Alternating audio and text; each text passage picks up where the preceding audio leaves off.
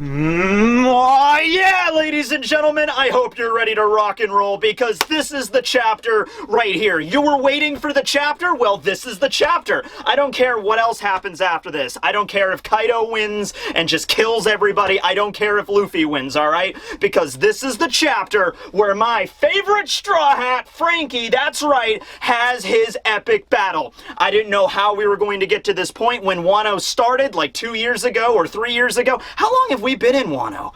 Like June of 2018? Oh my god, it's been over 3 years. Jeez. Well, anyway, I didn't know how we were going to get to this point or who Franky was going to fight. Turns out it's a Triceratops. Okay, we're just going to roll with that.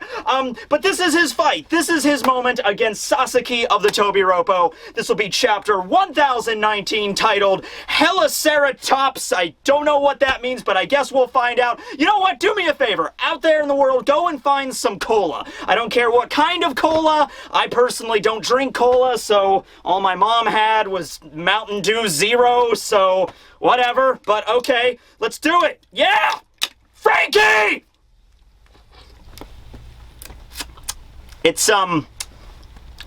Yeah, it's a sugar-free Mountain Dew. Tasted like Mountain Dew for about 3 seconds. Okay, but yeah. All right, let's do this! Franky versus Sasaki! Heliceratops! Whatever! Let's go! But actually not. Pause for a moment on that because I actually forgot to go over some things before the chapter starts. I'm sorry, I just got so excited because Franky...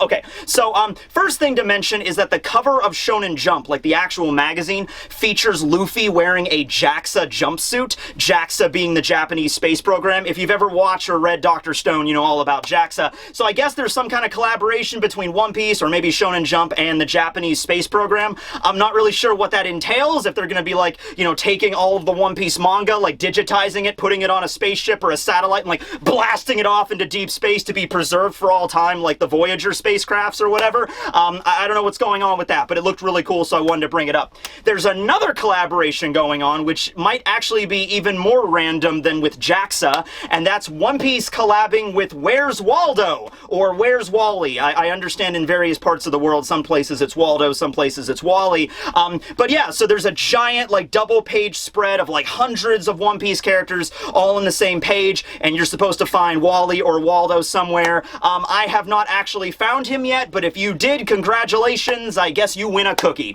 And then finally, before we get to the chapter, we have the proper color page spread that Oda drew, and it's really awesome. It features Jinbei and the rest of the Straw Hats having this awesome, like, oceanside picnic with a bunch of whale sharks. Like, at the end of Impel Down, Jinbei summoned all of his friends, the whale sharks, and they're there, and the Straw Hats are on the back of the whale sharks having a good time, wearing swimsuits and everything. And I have to bring this up because this is just fascinating to me. There's a scene where Sanji is preparing food, because Sanji, and I'm not really sure what the food is supposed to be, but it looks like watermelon with mustard on it. And the reason that's interesting, I gotta bring that up, is because that's like a meme right now, and I'm not sure if that's the reason Oda did it or what, but apparently, if you put mustard on watermelon, it tastes really good. I haven't tried it myself, but if you look at this cover page, that's what it looks like. It looks like Sanji has a plate of watermelon with like mustard on it. I don't know, maybe it's other types of fruit. Maybe he put like pineapple on top of the watermelon, like some kind of fruit salad. I don't know, but that's what it looks like. So, okay. I just wanted to bring that up. Oh, wait, all right. We get into the actual chapter. We continue on at the live stage where Sanji is fighting against Queen. We only have like a very brief moment with them, but it is very interesting because Queen is in his hybrid cyborg form, hybrid brachiosaur cyborg form, firing off a constant barrage of lasers at Sanji. And Sanji is like smiling. He's not really that concerned with it. He's dodging the lasers like not a big deal. But he also mentions like, oh wow, a constant barrage of lasers. Franky would love to get that kind of tech. So Sanji brings it up that it's a very different kind of style than the way Franky uses the radical beam, or even the way the pacifistas fire their lasers, okay? This is actually something a lot more similar to Kizaru, where Kizaru with the Pika Pika no Mi, where all of the lasers of the pacifistas were based off of, Kizaru can fire like lasers for days, like infinite lasers, right? And so I'm sure, yeah, Queen's not that good at it because, you know, Kizaru through has the actual fruit. But, you know, when Franky fires the radical beam, he has to use both hands, he has to strike the pose, and he has to, like, charge it to fire it. Meanwhile, Queen is here just like, pew, pew, pew, pew, firing off all these lasers in rapid succession, and they still seem to pack quite a punch. You know, like, the explosions that Sanji is dodging are nothing to sneeze at, okay? So that might be implying that at the end of this arc, you know, after everybody's been defeated, maybe Franky will find Queen's workshop or something and be like, oh, this is super, I can make some new tech with this. Because remember, the radical beam technology that he got from Vegapunk was from Vegapunk's lab on Baltimore, which was, you know, very, very old at that point, okay? So that might be more of like a rudimentary, like, prototype kind of laser that Vegapunk was working on, and since then, with his new laboratory with the world government, maybe he's really perfected the laser technology, and Franky's just been kind of using a prototype up until this point. So, very interesting setup that Sanji mentions Franky, and this is definitely a Franky chapter. We then cut over to Zoro, still all wrapped up in the bandages and the splints and everything. You have Miyagi and Tristan there, you know, the mink doctors, about to administer an injection, alright? So, that great medicine that the minks have in their possession that's apparently able to, like, cure all wounds and, like, heal you back to full strength, but at the cost of having, like, double the pain later. It's not a medicine. I mean, it is a medicine. It's not like a pill or anything. It's a straight-up injection. So they have this, like, giant syringe, and Miyagi's like, alright, well, I have to, like, you know, this bandages and these splints are really thick, so I have to, like, jam it into you, and Zoro's just like, maybe take the bandages off first? It was like, oh yeah, maybe that's a good idea. I'm reminded, one of my favorite films of all time is Pulp Fiction. So I think everybody that's seen Pulp Fiction knows where I'm going with this. The scene with John Travolta and Uma Thurman with the adrenaline shot. It's just like, you gotta bring the needle down in a stabbing motion, but you gotta pierce through the bandages and the splints in order to get to his heart. Okay, and then what happens? Honestly, I'm kind of curious about that myself. Oh my god, is he gonna die? And Zoro's there the whole time like, are you sure you know what you're doing? And I would also imagine, you know, since this is such a forbidden medicine on Zoe, Miyagi doesn't have to administer this all the time. This might be the first time he's actually had to use it himself. Maybe all of the doctors on Zoe pass down this knowledge of this medicine, like, if you inject this in somebody, it'll heal all wounds, like, immediately, but the drawbacks are so intense, you know, we never administer it to anybody, but it's important to have this in case you need to use it someday. So Miyagi might just have it on him because he knew he was going to need it for the battle, but he's like, yeah, I've never actually administered this before, and there's like a syringe with like a meter-long needle, and just be like, here we go! Boom! Gah! And then Zoro's like, he doesn't actually, we don't see his reaction to getting it, but I would imagine after Zoro gets the shot, he would just like, his muscles would flex so much, it would like break all of the splints and the bandages, and he'd be like, I have returned! So it's like, hey Zoro, you wanna slice down this giant pteranodon, you gotta take your shot, okay? So I think Zoro's going to get it, it's going to be very painful, and it's going to be even more painful after the fact, but this is what has to happen. So then we cut over to the sea outside of Wano, or I mean outside of Onigashima, or under Onigashima right now. We see the polar tang has surfaced, and we see Luffy has now had all the water pumped out of his body. Okay, so Luffy is alive, but he's very pale, and he was underwater, and he was a devil fruit user, and he also almost drowned, okay? And this leads into, I'm a little bit kind of, you know, put off by this a little bit, because the members of Law's crew, after, you know, performing like CPR, pumping the water out of Luffy, they're kind of like dumbfounded on what to do. They're just like, alright, I think we pumped all the water out of him, but he's still not waking up. What do we do? Do we give him medicine? Do we just pour pills? Do we give him an injection? I don't know. I'm a little bit like, dude, your captain is Law, the surgeon of death. Like, I understand Law is the main doctor for the heart pirates, right? But like, when Law is the captain, you'd think that he would make sure to, like, give the medical knowledge to, like, his other crewmates. I'm sure, look, they have to pilot a submarine, so I'm sure there's a few members. There's only, like, 20 members of the Heart Pirates. I'm imagining, like, maybe half of them are all trained in, like, how to pilot the sub and, like, engineers, okay? Because it's a submarine, you can't just get by with, like, one shipwright or whatever. You have to probably have a few, right? And I understand that, but it's like, this is, like, something pretty basic that would probably happen when you're traveling the sea, somebody falling overboard and almost drowning, and they're like, alright, we pumped the water out of him, but I just don't know what else to do! Do we give him Tylenol? Or do we give him an injection? I don't know! And so it's okay, because Luffy just kind of like, he's still kind of unconscious, but he opens his eyes, and he's like, you know, you don't see his pupils or anything, but he's like, meat! And so it was like, Oh, okay, that's convenient. I guess we give him meat. All right, Beppo, come over here. Actually, I don't think Beppo is on the ship right now. He's on the submarine right now. But yeah, so of course, same thing in Impel Down. Same thing any other time Luffy almost died and got brought back to life with just a hair's breadth of close to death. He's like, give me meat and I'll be fine. But I'm still a little bit confused. It's like, okay, you guys are under the Surgeon of Death, like probably one of the greatest doctors in One Piece with the Op fruit, and he never taught you what to do after someone almost drowns. Like, yeah, you pump the water out of him. I'm not a doctor either. I don't know what to do in this situation. I feel like they should, though.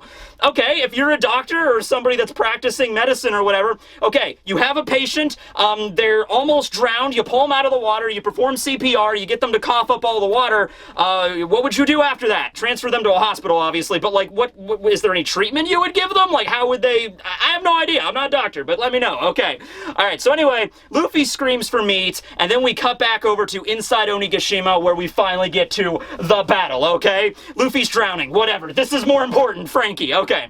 So, all of the members of Sasaki's armored division are now fighting against Sasaki because they all have the influence of, the Kibi no Mi, Tama's Devil Fruit, okay? So we see all those previous, you know, armored users, like we have the insect smiles that have, like, the exoskeletons. There was a lady that we see that has, like, the hard shell of a crab, like a crab smile, not a robot crab smile, unfortunately. And there was also, like, a porcupine smile, like the armored division, right, that went up against Yamato. So they're all working for Franky right now. So they're like, hey, Franky, man, anything else you need from us? You want us to help you fight against Sasaki? He's pretty tough. We can tell you all of his weak points. And Sasaki's like, just because you were all manipulated by some kind of crazy devil fruit power doesn't mean you're not traitors right now.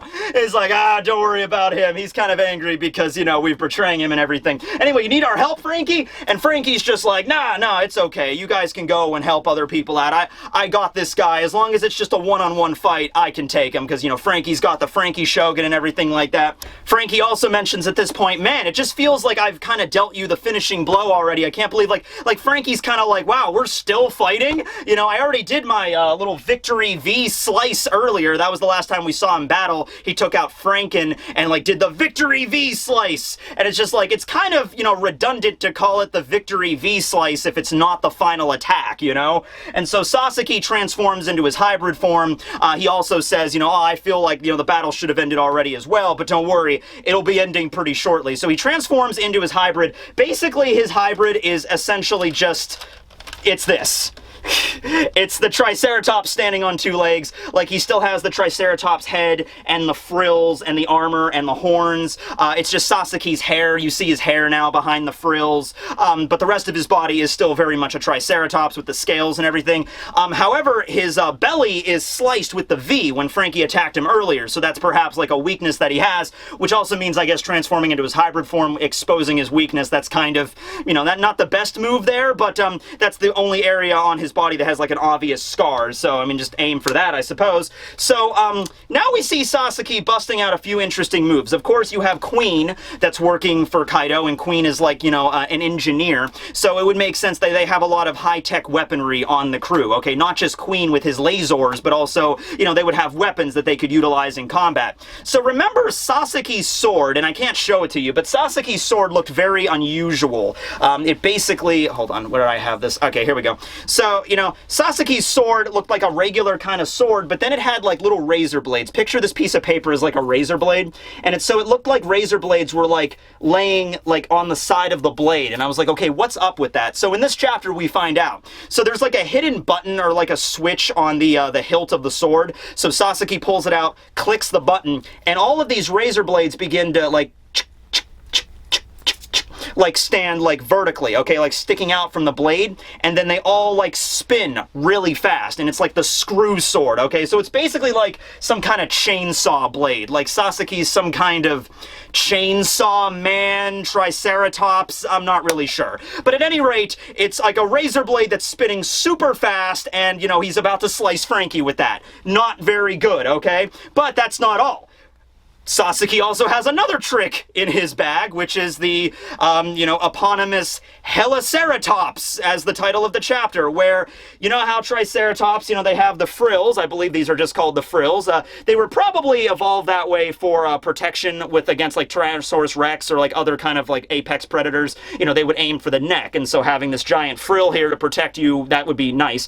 So anyway, the frill kind of just starts spinning around Sasaki's neck like a helicopter blade, and then Sasaki begins to, it's like,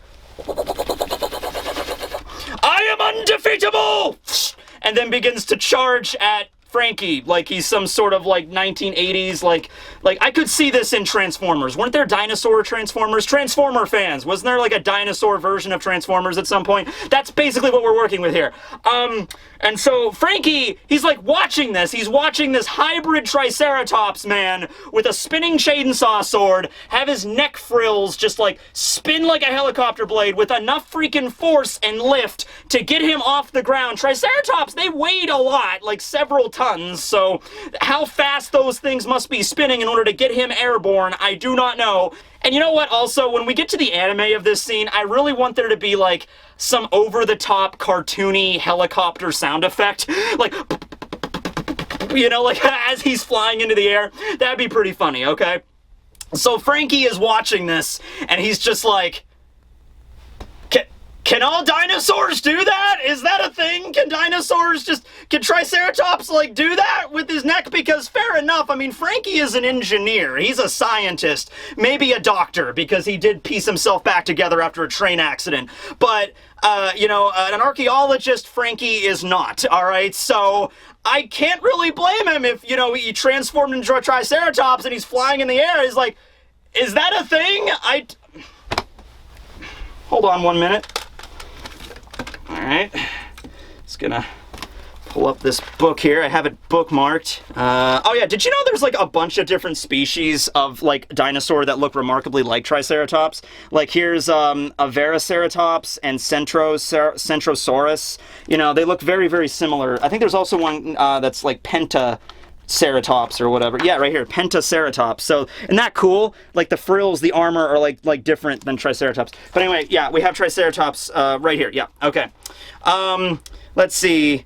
When it was discovered, it was only known from a pair of horn cores. However, the whole skulls were so solid that they began to turn up quite regularly as complete fossils. Okay, here we go. Over the years, so many different skulls of Triceratops have been unearthed that at one time there were 16 species attributed to the genus. There have now been only 2 that have been confirmed. Triceratops horridus and the bigger but rarer Triceratops prorosus. It is understood currently that Triceratops horridus used their frills as some sort of makeshift helicopter blade. Oh, bull crap! There's no way!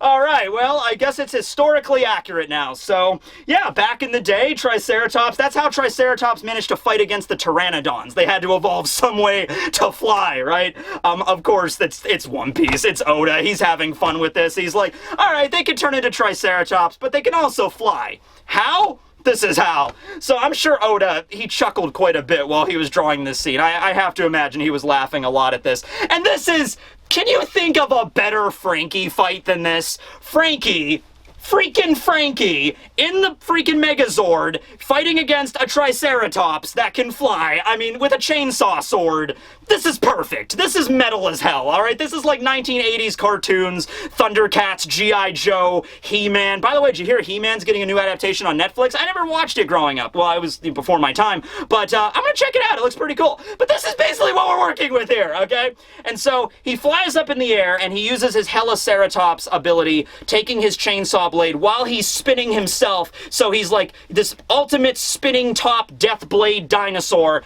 and he just shreds apart all of his former subordinates. So the insect smile user, the crab lady, the porcupine gifter, all of them just get sliced apart, okay? And so Franky sees that, and he's just like, oh crap, this isn't good. So he pulls out Frank, and he kind of like blocks the death blade, like gets blocked back by that. And so then Sasaki lands, and he's like, this is my special ability, alright? I'm gonna ram right into you using my power, and I'm just gonna shred that robot to pieces. Franky's like, oh yeah, bring it on, try. I have the ultimate defense.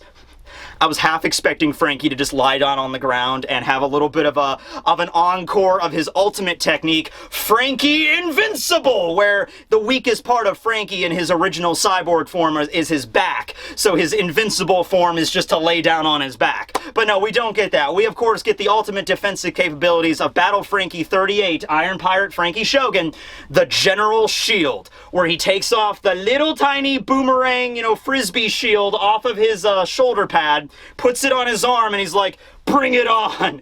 And it's funny because the robot is huge and, the shield is like this big. And he's just like, bring it on, I got this.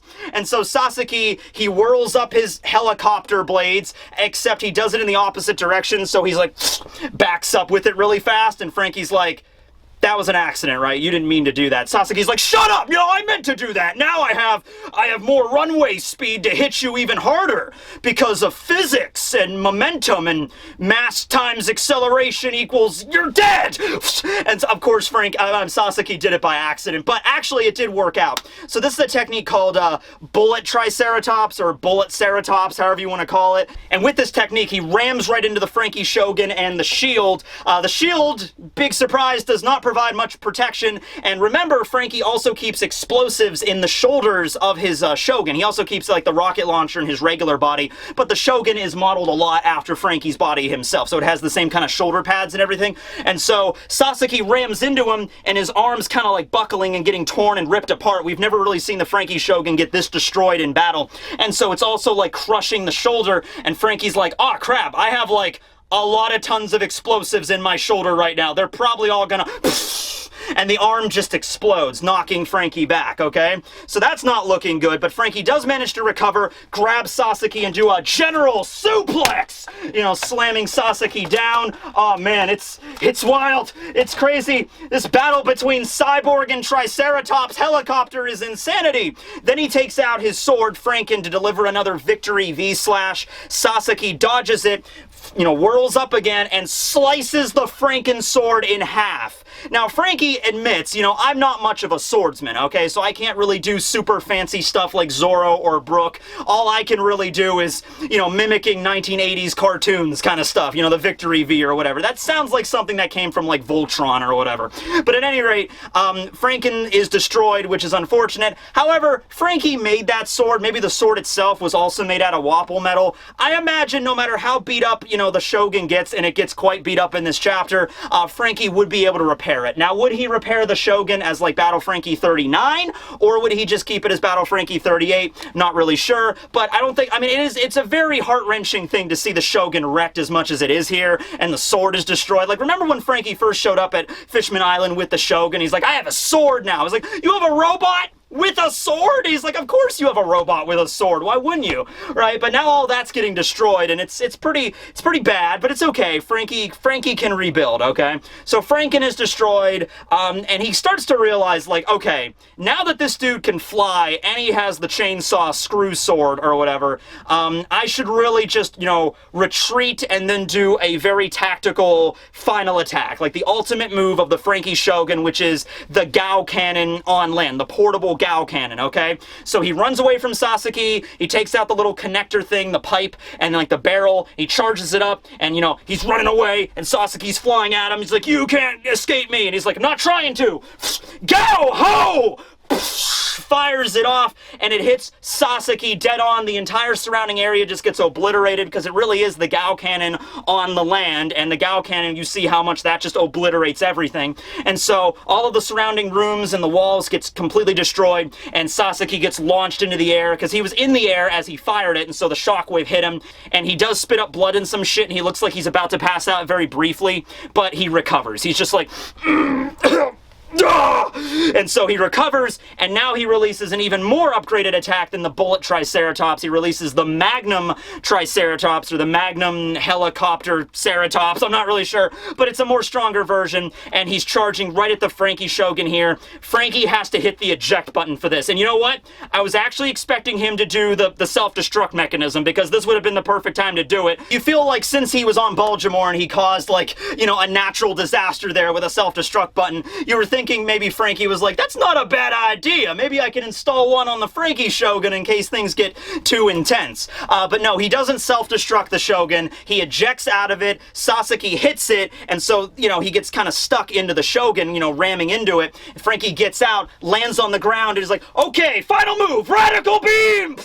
And this one pierces Sasaki right in the stomach. So the same area where he struck with the Victory V slice that actually hurt him, pierces Sasaki's stomach, it explodes, and we see Sasaki, you know, blood splurting out of his mouth, and he lands on the ground, and it seems like he's defeated, and Franky's just there kind of like wheezing, like, okay, all right, I had to give up my sword and my badass robot. But I think I beat him, all right? And then that's the end of that scene. Okay, now we cut to the final scene of the chapter. So, I have to say, though, I do not think that Sasaki is defeated. I do not also think that Who's Who is defeated, and even, okay, Ulti was punched out by Big Mom, then came back, and then Nami and Zeus kind of defeated her. But here's the thing you have to understand, and here's the thing I think Oda's really going to focus on. Ancient Zoans have an insane amount of recovery. Like, their healing factor is really, really good. That is exemplified best with Ulti. Ulti took a combination attack from Prometheus, not Zeus, Hera, and Napoleon, the Mazer Cannon from Big Mom, one of the Yonko, arguably one of her strongest attacks, with all of her three homies from her own soul, targeted at one point, pierced Ulti, knocked her down, she got up after that. Alright, you give her enough time, she recovered. So I'm thinking the same thing here. Freaking Jinbei last chapter did the gargoyle, like the demon brick fist, and boom! You know, punched Who's Who right in the face. And then here we have, you know, Franky launching the radical beam right through Sasaki's stomach, and like the explosion and everything. But I think what Oda's gonna focus on here is that Ancient Zoans can recover. So Sasaki's gonna hit the ground, he's gonna be wounded. You give him a few minutes though, he's going to be back up, and their stamina's just way better. And then Franky, even as a cyborg, he's more winded. I'm sure he's depleted on cola right now, okay? And so the Shogun is destroyed, it's wrecked. Maybe he could do something else with the Shogun. In fact, I actually think that would be a cool way to end the fight. Like, you know, Franky's there, he thinks he defeated Sasaki, and then he gets back up and he's just like, is that all you got? Crack. And then Franky runs around and tries to avoid him for a little while, and they get back to where the Shogun is, and then Sasaki's like stepping on the robot, like, you know, you tried your best with your robot, and that thing couldn't even dent me, hardly. You know, you're not going to be able to beat me with your regular cyborg body. And Franky would probably just be like, yeah, you're right, I can't. You know, looks like I'm just going to have to do this. And he pulls out like a switch or something, hit it in his arm, and just click, and then the Shogun just blows up as Sasaki's like standing on it or something, right? That, I could see that happening, because it's already wrecked, it's already pretty much destroyed, and Franky can rebuild, so I'm sure he has the schematics and everything. It'll probably take a while, but he could rebuild the Shogun. That might even be a thing, that could be a plot point, like, the Shogun is destroyed in this arc, and the next arc they go into, whether it be Elbaf or whatever, they don't have the Franky Shogun, and it's like, oh, I'm still rebuilding it, I don't have it right now. And maybe by the time the final battle starts at, like, Laugh Tale or the Throne Wars or whatever, he would have, like, an upgraded form of the Shogun at that point, but that could be a plot point here, where he has to give up the Shogun, the Battle Franky 38, in order to defeat Sasaki, and then spend weeks or months rebuilding, making a better one, right? And then we get to see that during the final part of One Piece. That would be neat.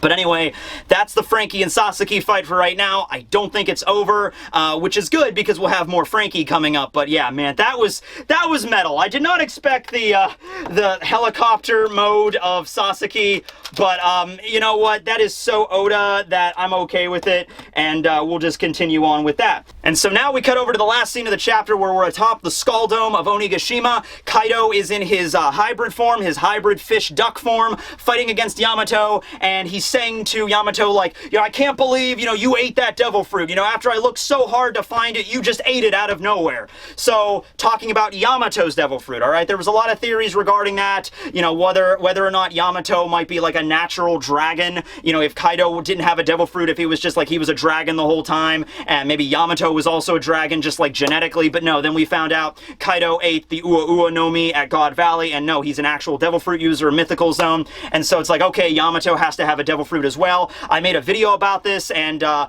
fan of mine, Stefan, great artist, drew this awesome like transformation of Yamato in the hybrid and the full form of the Byakuo Mythical Zoan, alright? So like the cat fruit model Byakuo, because tigers and dragons are like natural enemies and stuff, so that would make sense. So we see Yamato's hybrid form, and I'm going to say it's not a tiger. We do not find out the name of it, and they don't even really hint at it other than the fact that it is very rare. Kaido had a hard time obtaining it, and he also did not intend for Yamato to eat the fruit. And Yamato says, I only ate the fruit because I was hungry. So right there, that kind of calls back to Luffy consuming the Gumu Gumu no Mi just because it was there and just because he was hungry, right? It's not because he's like, I feel a presence coming from this fruit. I feel like it is my destiny to consume it. Nothing like that.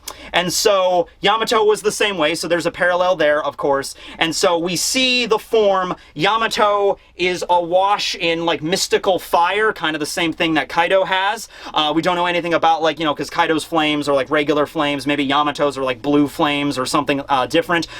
Yamato also has horns, like the horns that Yamato normally has, but they've, like, moved. And everything kind of looks more, like, equine-like, more like a deer or a horse. And so most people are kind of referring to this devil fruit as the Kirin, or the Chialin, as I believe it is in Chinese, because it originated in China and then eventually was adapted into Japan as this mythical creature, okay, that has the body of a deer, sometimes a body of a horse, you know, some kind of equine animal, all right? And so the horns also kind of match up. Sometimes it's referred to as the Chinese unicorn, because sometimes the Kirins or the Chialins only have one horn. Yamato obviously has two.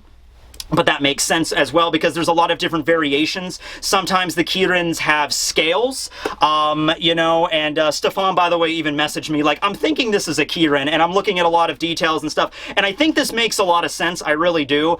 It would make sense that it was a mythical, so even if it's not a Byakko model, having a mythical zone, and, you know, that makes sense because Kaido is a mythical. He was searching for other really strong zones. Obviously, he would be searching for ancient zones and mythical zones in particular.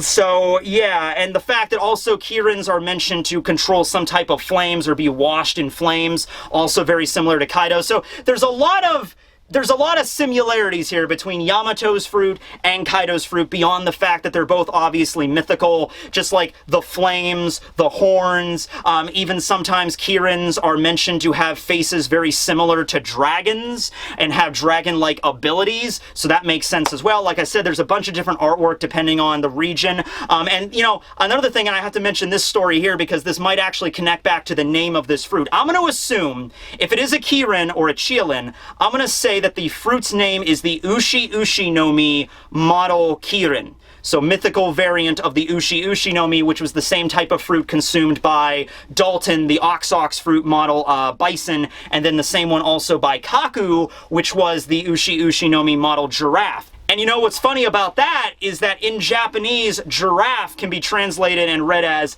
Kirin.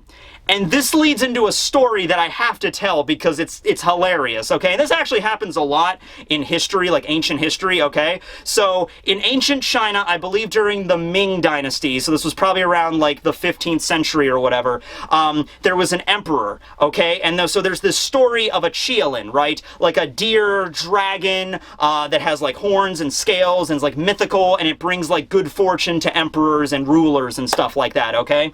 And I believe there was like a trading ship that went from China to Africa, and they managed to obtain and buy some giraffes from Africa and brought them back to China, and the emperor was like, these are Chialin, these are the Kirin, these are the mythical creatures that will bring my rule, you know, 1,000 years of, you know, prosperity and all that stuff, because nobody in ancient China has ever seen a giraffe before, right? So they see these giraffes, and to this day, Kirin is another way to say giraffe. So that is just a funny story, and it happens a lot in history. Like I said, like the Kraken in Norse mythology, it's just a giant squid. Merfolk, because a lot of sailors will be sailing, and like in the distance they'll see like silhouettes or shadows like jumping out of the water. It's probably just a dolphin or like a manatee from what they were seeing, but it's like from a distance and with like crappy like spy glasses or whatever, it might look like a mermaid or something, right? So this happens a lot, and in this case, you know, giraffes are Kirin, so I can believe this is the Ushi Ushi no Mi model Kirin, like the mythical variant, okay?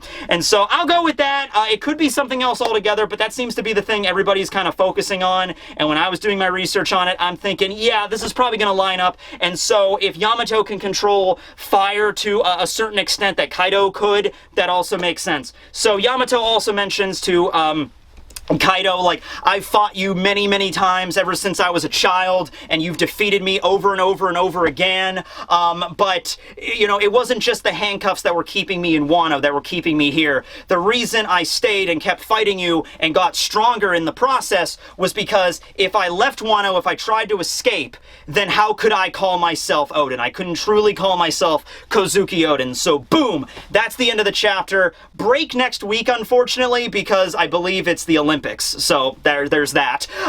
Break next week, and then so we'll get back to that in 2 weeks, in August. But yeah, so last scene is just a close-up of Yamato's face, and, you know, honestly, looking at it from another angle, I could see something resembling like a tiger or like cat-like features, but I'm gonna go with the Kirin for right now, right? And so, yeah, this makes sense. This kind of implies that, like, even if Yamato did not have the handcuffs or managed to break out of the handcuffs earlier, Yamato would have still stayed, because, you know, that's the idea of Oden trying to open up the country and save everybody and defeat Kaido, so Yamato could not leave for that reason. And also mentions because, you know, the devil fruit, you know, negative effects, can't swim, that's not good either. But yeah, so we're going to continue this fight, and Yamato, by the way, is bleeding a little bit. Let me check the battle damage on Kaido. Yeah, see, Kaido, the crazy thing about Kaido is, even though he's taken a bunch of damage, and I don't even know if just, like, Oda doesn't depict it, but, like, Kaido right here, from what I'm looking at, I mean, there's a few scratches and burns on him, but it doesn't look like he's really taken that much damage. And we see, like, a lot more blood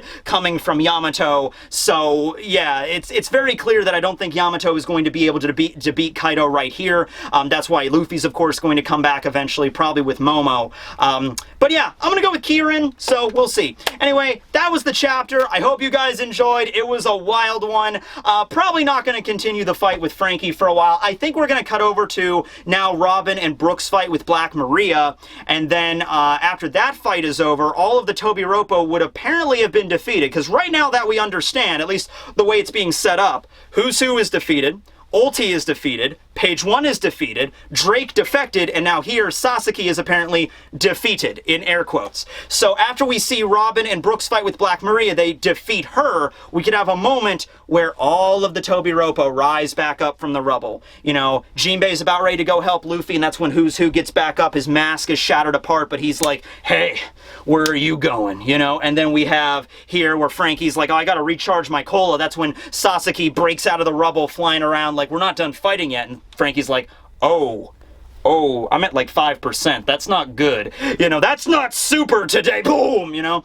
And so we can have a moment like that where they all get back up. Ulti, though, I don't know if Ulti will get back up, considering she took a laser blast from Big Mom and then a lightning blast from Zeus. So if any of the Tobi Roppo would be permanently defeated, I would say Ulti. Page 1 might still recover, and it might even be hell. It might even be a situation like you give them enough time, even Ulti might be able to get back up, right? So it's going to be a situation, but I don't think these battles are finished yet. So anyway, thanks for watching the video, everybody. This will be Tekking, Barry, Franky, and a flying Triceratops signing out.